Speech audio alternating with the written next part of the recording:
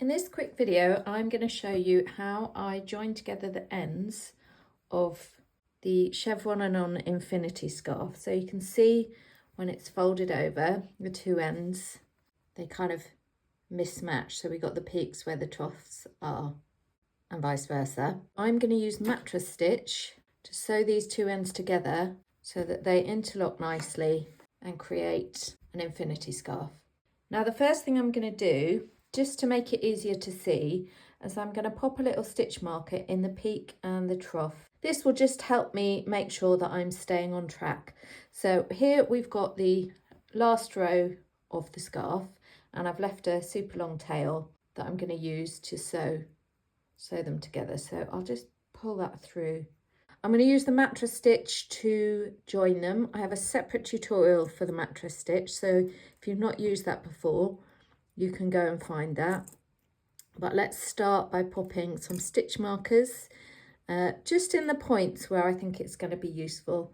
This means when we go to match the stitches together, it'll just keep us on track. I'm not going to do the first and last stitches. Hopefully that will be obvious.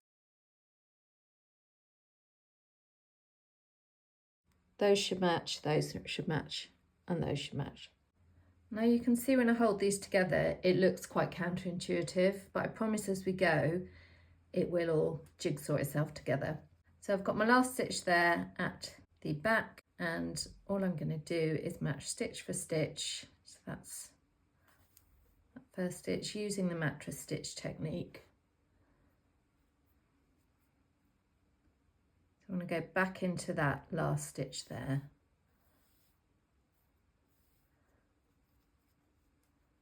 So we can see these two rows should be lined up to my stitch markers. So that's the first bit. I'm going to go through both loops when you're doing, it's not the best start. When you're doing mattress stitch, you can sometimes, for various reasons, may want to go through maybe just the front loop or the back loop, depending what it is you're joining. But I find for this one, just going through both loops is gonna give the best return. So literally just popping the yarn needle under the tops of the stitches there, pulling it through. Sometimes because this is a fuzzy yarn, can be a bit tricky, but it's actually quite useful, I find, to demonstrate with the tricky ones.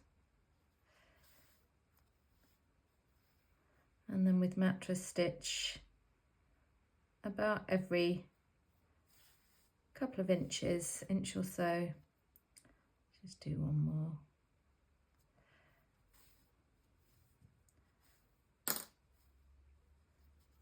You're just going to want to pull that tight. So I put my thumb on there, pull it tight, just so we get a nice neat join. You don't want it too tight because you don't want to create more tension in the join, so you want it to kind of match the tension of that last row. I've already blocked this. I like to block my pieces before I do any joining, before I sew in any ends. It just then means that when you do sew in the ends, that final bit, you're going to be sewing into the final tension.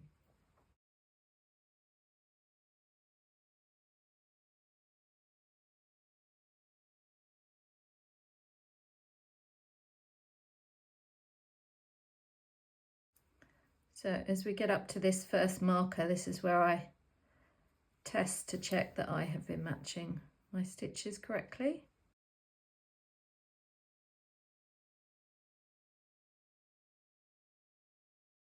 So you can see I'm now into the marked stitches. Oops, so let's just take that one out and put my needle into there. And then we've got the matching one here. So we can take that one out. So that is the peak of this last row and the trough of this first one.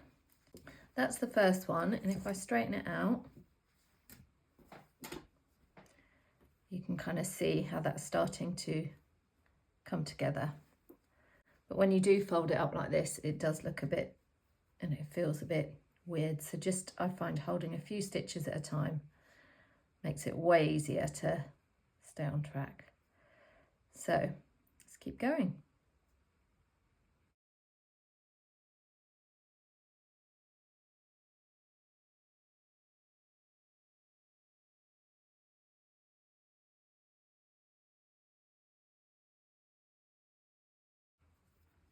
Obviously I'm left-handed, so I am working from left to right.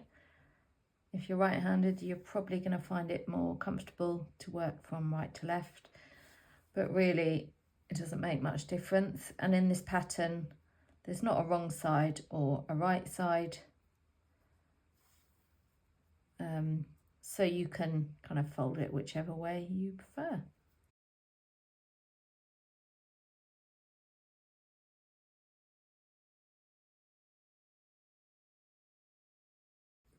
You can see that's how far I've got. I'm going to go away and just finish joining these, and then I'll show you what the end result looks like.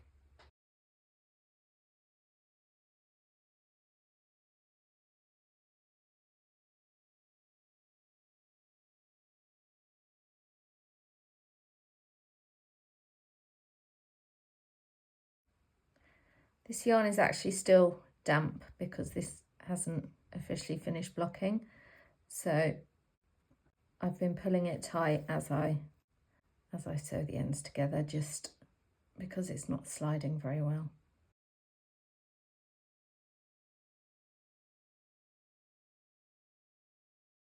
So it's the last stitch. Obviously I've still got these ends to sew in.